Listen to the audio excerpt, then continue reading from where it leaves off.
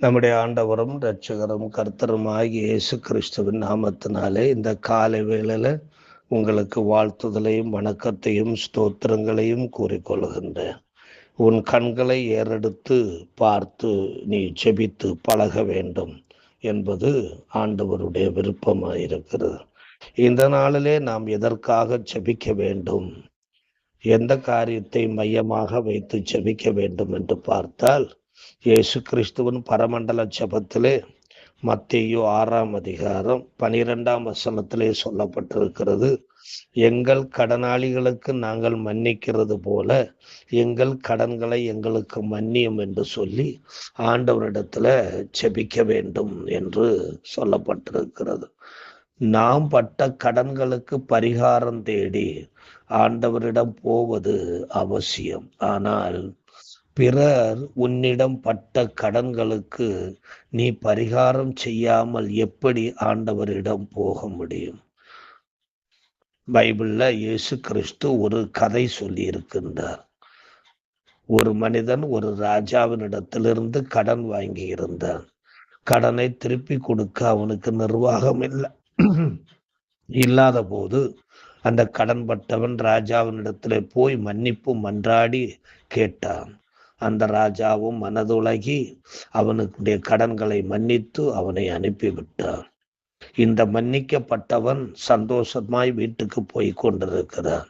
அப்பொழுது இவனிடம் இவனோடு வேலை செய்கிற ஒருவன் கடன்படுகிறான்.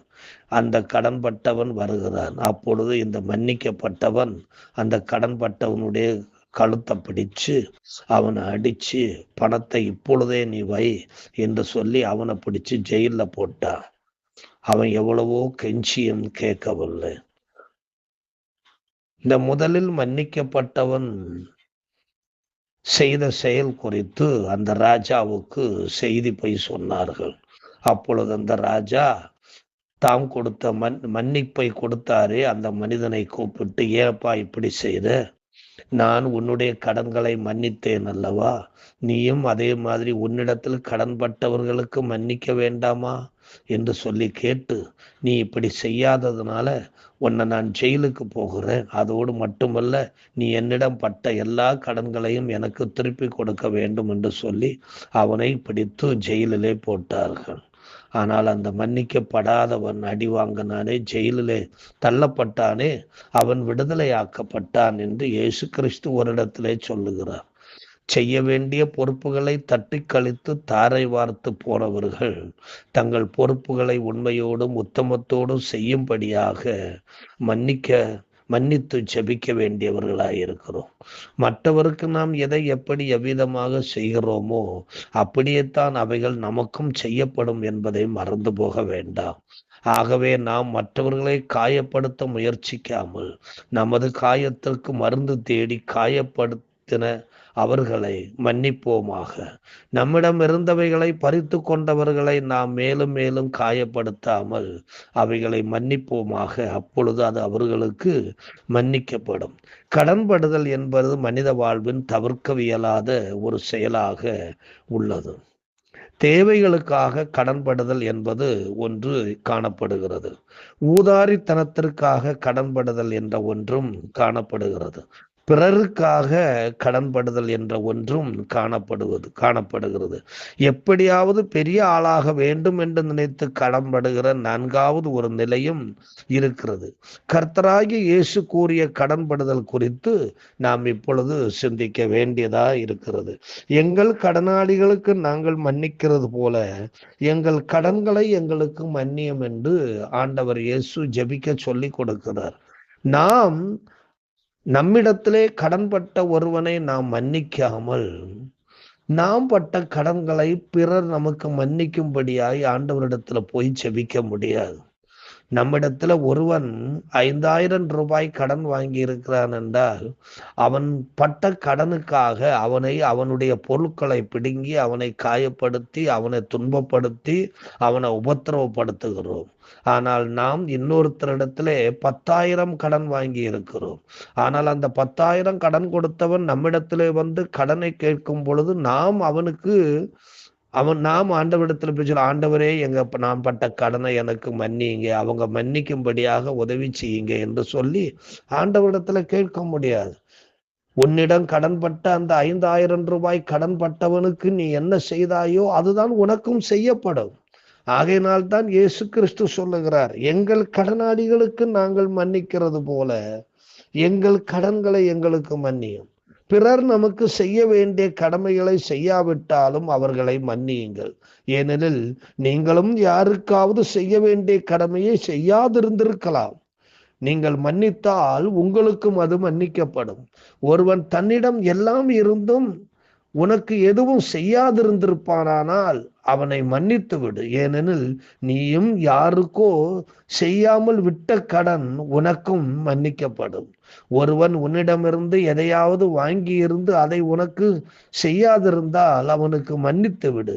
ஏனெனில் நீயும் பிறரிடம் வாங்கியதை திருப்பி கொடுக்க இயலாது மன்னிப்பை வேண்டி நிற்கிறாய் என்று அறிந்து கொள். இயேசு கிறிஸ்து இந்த கடன்படுதலை குறித்து 2 வசனங்களை சொல்லி இருக்கிறார்.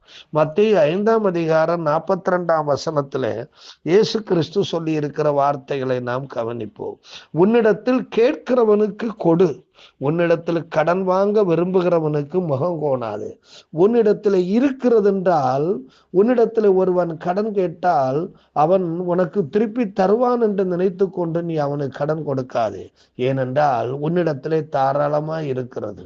நீ அவைகளிலே ஒரு சிறு பகுதி அவனுக்கு கொடுப்பதனால நீ குறைந்து போக மாட்டாய்.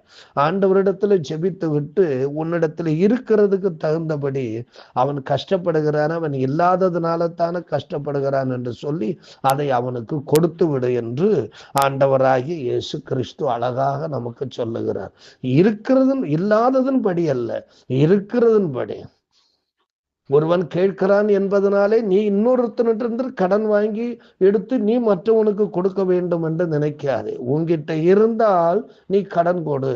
உன்னிடத்துல வைத்து கொண்டு என்கிட்ட எதுவும் இல்லை என்று சொல்லி நீ அப்படி சொல்லுவது பொய்யாக மாறி போகும்.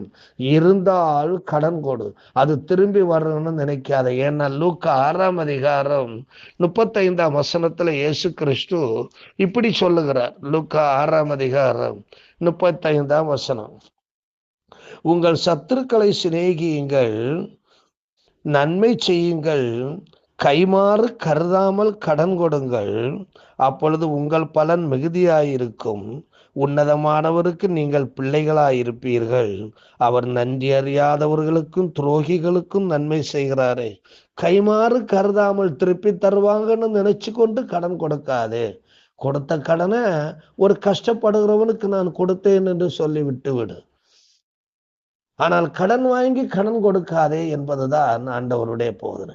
சபையிலையும் இதே மாதிரி 2 வாக்கியங்கள் வலியுறுத்தப்பட்டது. ரோமர் 4ஆம் அதிகாரம் 4ஆம் வசனத்துல பவுல் ரோமாபுரி சபைக்கு இந்த காரியத்தை குறித்து அவர் சொல்லுகிறார். ரோமர் 4ஆம் அதிகாரம் 4ஆம் வசனம், கிரியை செய்கிறவனுக்கு வருகிற கூலி கிருபை என்றெண்ணப்படாமல் கடன் என்று எண்ணப்படும் என்று சொல்லப்பட்டது. அதாவது வேலை செய்தவனுக்குரிய கூலியை நாம அது கொடுத்தே ஆக வேண்டும். அதை இன்னொரு இடத்துல பழைய ஏற்பாட்டுல நாம பார்க்கிறோம். வேலை செய்தவனுக்குரிய கூலியை பின்னாடி தர்றன்னு கடன் சொல்லி விடாதே. அவன் செய்த வேலைக்கு ஏற்ற கூலியை உடனே நீ கொடுத்து விடு. நீ கடனாளியாக மாறி விடுவாய். அவனுக்கு நீ அவன் உனக்கு கொடுத்த பணம் மாதிரி அது மாறி உன்னை கடன்காரனாக மாற்றிவிடும். ஆகையினாலே வேலை செய்தவனுக்குரிய கூலியை அதை உடனே நீ கொடுத்து விடு. இல்லை என்றால் அது உன்னிடத்திலே கடன் என்ற நிலையிலே இருந்து கொடும். ரோமர் 13ஆம் அதிகாரம் 8ஆம் வசனத்துல பவுல் இதை பற்றி சொல்லுகிறார். மேலும் சொல்லுகிறார், ஒருவரிடத்தில் ஒருவர் அன்பு கூறுகிற கடனே அல்லாமல் வேறு ஒன்றிலும் கடன்படாதிருங்கள். பிறனிடத்தில் அன்பு கூறுகிறவன் நியாயப்பிரமாணத்தை நிறைவேற்றுகிறான். ஆகையினாலே அன்பு கூறுகிறதிலே மட்டும் கடன்படுங்கள், வேறு ஒன்றிலும் கடன்படாதிருங்கள். அப்படி உங்ககிட்ட ஏதாவது இருக்குமானால் ஆண்டவராகிய இயேசு கிறிஸ்து ஆதி சபையில ஏற்படுத்திய ஒழுங்கின் முறைப்படம் பிரகாரம் இருக்கிறதன் படியாக இல்லாதவனுக்கு கொடுத்து அவனுடைய கஷ்டங்களிலே உனக்கு உதவி செய்ய வேண்டும். அப்பொழுது நீ கர்த்தருடைய சமூகத்துல வந்து உன்னுடைய மன்னிப்புக்காக நீ வேண்டுதல் செய்யும் பொழுது கர்த்தர் உன்னை மன்னிப்பதற்கு சித்தமுள்ளவராய் இருக்கிறார். ஆகையினால ஜெபிக்க போகிற ஒவ்வொரு பிள்ளைகளும் தங்களிடத்தில் கடன்பட்டவர்களுக்கு நாம் என்ன முறைமைகளை கடைபிடித்திருக்கிறோமோ அதையெல்லாம் நாம் பரிகாரம் செய்யாது நாம் பட்டிருக்கிற கடன்களை ஆண்டவர் நமக்கு மன்னிக்கும்படியாக ஆண்டவரிடத்துல போய் நிற்க முடியாது என்பதை உணர்ந்து கொண்டு நாம் பரிகாரத்துக்கு பரிகாரம் என்ற நிலையிலே நாம் செயல்பட ஆண்டவர் நமக்கு அனுக்கிரகம் புரிவாராக. எங்கள் கடனாளிகளுக்கு நாங்கள் மன்னிக்கிறது போல எங்கள் கடன்களை எங்களுக்கு மன்னியும். அன்பு நிறைந்த ஆண்டவரே, இந்த காலை வேளையில உம்மை நன்றியோடு ஸ்தோத்திரிக்கிறோம். எங்களிடத்திலே கடன் பட்டவர்களை நாங்கள் மன்னிக்க தவறும் போதும் நாங்கள் பட்ட கடன்களும் எங்களுக்கு மன்னிக்கப்படுவதற்கு ஆண்டவரே நேரம் தாழ்ந்து போகும் என்பதை நாங்கள் உணர்ந்து கொள்ளுகிறோம். ஆகையினாலே எங்களிடத்தில் கடன்பட்டவர்களை நாங்கள் மன்னிக்க எங்களுக்கு நல்ல உணர்வை தாரும். அதே மாதிரி நாங்களும் பட்ட கடன்களை உம்மிடத்தில் மன்னிக்கும்படியாய் வந்து நிற்க முடியுமே. ஆகையினால் இதை நாங்கள் உணர்ந்து நல்ல பிள்ளைகளாக மன்னிப்பை பரஸ்பரம் ஒருத்தருக்கு ஒருத்தர் பகிர்ந்து கொள்ளுகிற மக்களாக இருக்க தேவரீர் எங்களுக்கு உதவி செய்யும். இந்த காலை வேளையில தேவரீர் எங்களை ஆசீர்வதியும். இந்த நாள் முழுவதும் எங்களுக்கு இனிமையான நாளாய் இருப்பதாக இயேசு கிறிஸ்துவின் மூலம் கேட்கிறோம் எனக்கு நிறைந்த பரமபிதாவே. ஆமென். God bless you.